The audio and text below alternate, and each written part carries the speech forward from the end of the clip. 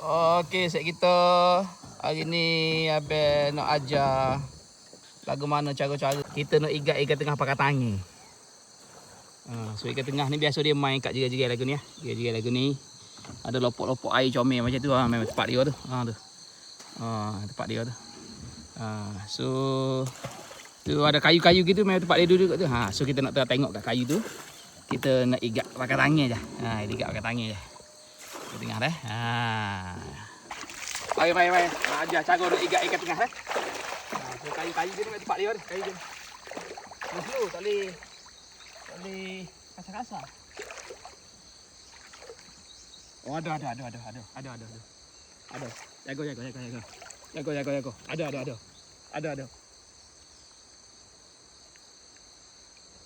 Oh, boleh. Royak doh. Ambil royak doh. Ada. Beres kita.